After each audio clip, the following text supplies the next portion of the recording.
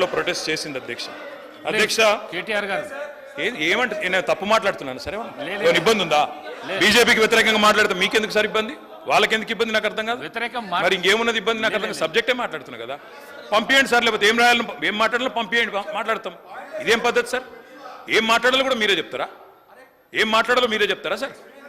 too much ఇది sir I'm a senior member నేను 5 సార్లు గెలిచి వచ్చినోడిని నాకు ఏం మాట్లాడాలో తెలుసు హౌస్లో ఎలా ఉండాలో తెలుసు ఈ రకంగా డిక్టేట్ చేయడం కరెక్ట్ కాదు ట్రెజరీ బెంచెస్ మాకు అధ్యక్ష మా పార్టీ పరంగా గత 10 ఏళ్ళు ప్రభుత్వంలో మేము ఆనాడు కేంద్రం ధాన్యం కొనుగోలు చేయనంటే స్వయంగా మొత్తం క్యాబినెట్ ముఖ్యమంత్రితో సహా పోయి అక్కడ నూకలు తినండి అంటే ఇక మేము పోయి కేంద్రంలో ధర్నా చేసి ఢిల్లీలోనే ధర్నా చేసి కూడా వచ్చిన వాళ్ళం అధ్యక్ష మాకేమీ ఇవి కొత్త కాదు అధ్యక్ష రాష్ట్రపతి ప్రసంగాన్ని కూడా బహిష్కరించింది టీఆర్ఎస్ ఎంపీలు అదేవిధంగా బయ్యారంలో ఉక్కు ఫ్యాక్టరీ పెట్టకపోతే ఇక్కడే మాత్రమే కాకుండా ఢిల్లీ దాకా కూడా నిరసన తీసుకుని పోయింది మా ఎంపీలు అదేవిధంగా అధ్యక్ష కంటోన్మెంట్ విషయంలో కేంద్ర ప్రభుత్వం ఇబ్బంది పెడుతుంటే వాటిని కూడా లేవనెత్తింది మేము అధ్యక్ష ఇక వాటి విషయం వదిలేస్తే నిన్నటి బడ్జెట్కి వస్తే అధ్యక్ష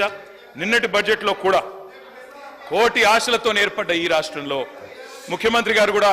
చిన్న వయసులో ముఖ్యమంత్రి అయ్యారు రేవంత్ రెడ్డి గారు కాబట్టి సహజంగానే ఉత్సాహంగా మీ ముఖ్యమంత్రి గురించే చెప్తున్నా బ్రదర్ ఎందుకు తొందరపడుతుంది అరే మీ ముఖ్యమంత్రి గురించి చెప్తున్నా భయ్ విను కేటీఆర్ గారు ముఖ్యమంత్రి గారు చిన్న వయసులో ముఖ్యమంత్రి పదవిని అధిష్ఠించారు వారన్నట్టు కష్టపడే వచ్చినారు సంతోషం I congratulate you Revanth Reddy గారికి కూడా ఉత్సాహంగా వారు పాపం చాలాసార్లు ప్రధానమంత్రిని ముఖ్యమంత్రుల్ని అక్కడ కేంద్ర మంత్రుల్ని కలిసి కూడా రిప్రజెంట్ చేసినారు అధ్యక్ష ఎన్నో విజ్ఞాపనలు ఎన్నో వినతి పత్రాలు మేమిచ్చినట్టే మీరు కూడా ఇచ్చిన రేవంత్ రెడ్డి గారు కానీ న్యాయం మీకు కూడా జరగలేదు మేము చెప్పేది అదే మొదటి నుంచి చెప్పేది అదే ప్రొఫెసర్ జయశంకర్ గారు అధ్యక్ష ఎప్పుడు చెప్పేటోళ్ళు యాచిస్తే రాదు తెలంగాణ శాసిస్తే వస్తుంది అని చెప్పేటోళ్ళు అధ్యక్ష ఇప్పుడు కూడా అదే చెప్తా ఉన్నాం తెలంగాణ ప్రజలకి యాచిస్తే రాదు శాసించే స్థితిలో తెలంగాణ ఉండాలి అధ్యక్ష అందుకే మేము చెప్పేది అధ్యక్ష ఆనాడు మేము సహకారం అందించిన కేంద్ర ప్రభుత్వానికి సమరం సాగించిన తెలంగాణ ప్రయోజనాల కోసమే తప్ప ఏ రకమైన లాలూచి కానీ వ్యక్తిగతమైన ప్రయోజనాల కోసం కానీ రాజీ పడలేదు అధ్యక్ష 7 మండలాలు గుంజుకున్నప్పుడు నిరసించింది మేమే నిరసన చెప్పింది మేమే ఒక్కసారి నేను అడుగుతా ఉన్నా అధ్యక్ష 10 ఏళ్లలో మీరు 5 ఏళ్ళు కేంద్రంలో ఎంపీగా ఉన్నారు ఒక్కటంటే ఒక్కరోజు గొంతు విప్పినరా అధ్యక్ష ఎన్నడన్నా తెలంగాణ రాష్ట్రానికి రావాల్సిన హక్కుల గురించి పార్లమెంట్లో ప్రసంగించినరా అధ్యక్ష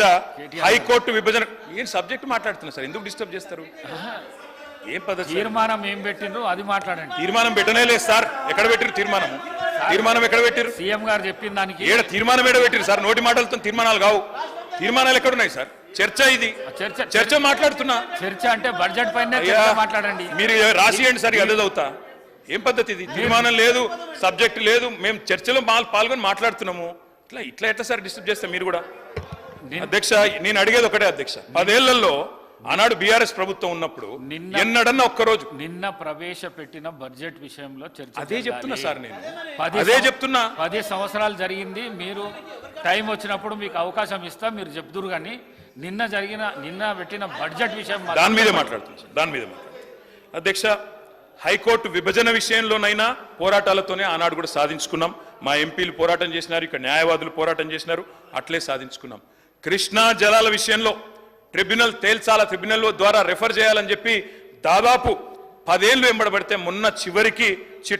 కేసీఆర్ గారు గట్టిగా నిలదీస్తే చివరికి కేంద్రం దిగొచ్చి కృష్ణా జలాల పంపిణీ విషయాన్ని మొన్న ట్రిబ్యునల్కి ఎన్నికల ముందు రెఫర్ చేసింది అధ్యక్ష ఇది మేము సాధించిన అతిపెద్ద విజయం అందుకే అంటున్నా అధ్యక్ష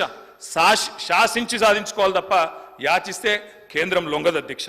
మిషన్ కాకతీయ మిషన్ భగీరథ ఇప్పుడే వారు చెప్పినారు శ్రీధర్ బాబు గారు 24,000 కోట్లు ఇవ్వాలని నీతి ఆయోగ్ సిఫారసు చేసినా ఒక్క పైసా ఇవ్వలేదు అధ్యక్ష అందుకే వారి నీతిమాలిన రాజకీయాన్ని అప్పుడు కూడా ఎండగట్టినాం ఇప్పుడు కూడా ఎండగడతాం అధ్యక్ష గిరిజన యూనివర్సిటీ కొర్రీలతో అడ్డం పెడితే చివరికి పోరాటాలతోనే సాధించినాం కానీ ఈ బడ్జెట్లో ఒక్క పైసా కూడా యూనియన్ బడ్జెట్లో రాలేదు దానికి తప్పకుండా శాసనసభ నుండి మనందరం ముక్త కంఠంతో తీర్మానం చేద్దాం పంపుదాం కేంద్ర ప్రభుత్వానికి మా మద్దతు సంపూర్ణంగా ప్రభుత్వంకు ఉంటుందనే మాట మళ్ళొకసారి చెప్తా ఉన్నా అధ్యక్ష మన ప్రాజెక్టులకు జాతీయ ప్రాజెక్టు హోదా ఇవ్వలేదు అప్పర్ భద్ర